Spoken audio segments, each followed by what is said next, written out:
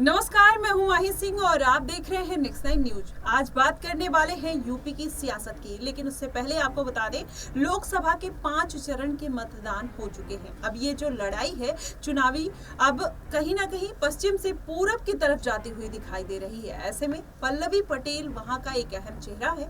वहीं अगर देखा जाए तो फूलपुर और मिर्जापुर दो ऐसी हॉट सीटें हैं जिस पर अनुप्रिया पटेल और पल्लवी पटेल दोनों की नजरें बनी हुई हैं। अब ऐसे में माना यही जा रहा है कि पल्लवी पटेल किस तरीके से अपना जो एक चुनावी दांव खेलते हुए नजर आएंगी। आपको बता दें कुछ दिन पहले जब पल्लवी पटेल अखिलेश यादव के साथ गठबंधन में थी तो पल्लवी पटेल का पूरा समीकरण बनता हुआ दिखाई दे रहा था, लेकिन जब से उन्होंने अखिलेश यादव का साथ छोड़ा है और ओवैसी का दामन पकड़ा, उसके बाद से कहीं ना कहीं पल्लवी पटेल की मुश्किलें लगातार बढ़ती हुई नजर आई। वहीं आपको बता दें कुछ दिन पहले पल्लवी पटेल प्रयागराज पहुंची थी। वहां पर वो अपनी जनसभा रैली कर रही थी, जहां पर उन्होंने जमकर अखिलेश यादव पर निशाना साधा। उन्होंने कहा कि अखिलेश यादव पीडीए और पीडीएम की राजनीति भले करते हैं, लेकिन कहीं ना कहीं उन्होंने मुसलमानों को दरकिनार कर दिया है और यादव में तो उन्होंने अपना पूरा परिवार यादव के रूप में, प्रत्याशी के रूप में भर रखा है। ऐसे में वो जनता को धोखा दे रहे हैं। इसके बाद पल्लवी पटेल कहीं ना कहीं अखिलेश यादव के ऊपर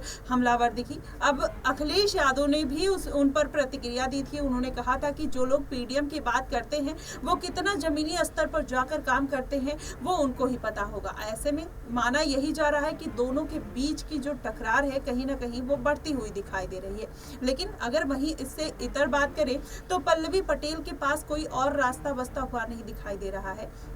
अगर वो अखिलेश यादव के साथ गठबंधन में जाती हैं तो हो सकता है कि अपनी पार्टी का जो वर्चस्व है वो बचाती हुई नजर आए, लेकिन अगर वो ओवैसी के साथ गठबंधन में रहेंगी तो कहीं ना कहीं पल्लवी पटेल की जो मुश्किलें हैं लगातार बढ़ सकती हैं। आपको बता दें पल्लवी पटेल की मुश्किलें तब बढ़ी जब उन्होंने अपनी आय का ब्यौरा चुनाव आयोग को नहीं दिया। उसके बाद चुनाव आयोग ने उनका चुनाव चिन्ह खारिज कर दिया, जिसके बाद पल्लवी पटेल ने अपना रुख हाईकोर्ट की तरफ किया। हाईकोर्ट से भी पल्लवी पटेल को बड़ा झटका लगा, जिसके बाद माना यही जा रहा था कि पल्लवी पटेल ओवैसी के प्रत्याशियों पर अपना चुनाव चिन्ह बनाकर मैदान में उतार सकती है, लेकिन ओवैसी ने साफ तौर पर अपना चुनाव चिन्ह देने से इनकार कर दिया। उसके बाद पल्लवी पटेल को बड़ा झटका लगता हुआ नजर आया। वहीं आपको बता दें पल्लवी पटेल का अब ऐसा माना जा रहा है कि हो सकता है कि वो मायावती के साथ रुख करते हुए नजर आए।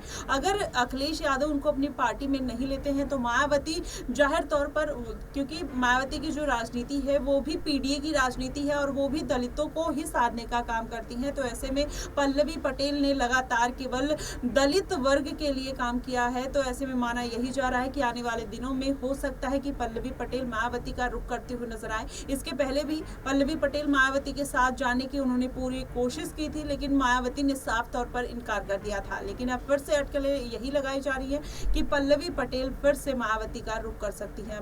क्या वो आकाश आनंद के जरिए पार्टी में जाने की पूरी कोशिश करेंगी या फिर देखना यही होगा कि पल्लवी पटेल फिर से अखिलेश यादव का दामन थामेंगी, क्योंकि अखिलेश यादव लगातार जब तक वो उनके साथ थे तो कहीं ना कहीं पल्लवी पटेल की जो इमेज थी वो जनता के बीच में काफ़ी बढ़ती हुई नजर आई, जिसमें एक इजाफा देखने को मिला था। उसके बाद अब कहीं ना कहीं पल्लवी पटेल की जो सारी बातें हैं, जो कवायदे हैं, कहीं ना कहीं वो फीकी पड़ती हुई नजर आ रही हैं। और पल्लवी पटेल जिस तरीके से पीडीएम की बात करते हुए नजर आई थी, अब ऐसे में पीडीएम का जो नारा है उनका वो भी धुंधला पड़ता हुआ दिखाई दे रहा है। हालांकि इस बार पल्लवी पटेल ने कहीं से नामांकन नहीं भरा है। माना यही जा रहा है कि 16 प्रत्याशियों को उन्होंने जो मैदान में उतारा है, इस बार कितने प्रत्याशी मैदान में उतरकर पल्लवी पटेल को जीत दर्ज करा पाएंगे, या फिर पल्लवी पटेल जिस तरीके से अखिलेश के ऊपर हमलावर रही हैं, क्या वो अखिलेश यादव का वोट काटते हुए नजर आएंगी या मायावती को सपोर्ट करेंगी या फिर उनका रुख कर सकती हैं। आपकी इस पे क्या प्रतिक्रिया होगी आप हमें कमेंट बॉक्स में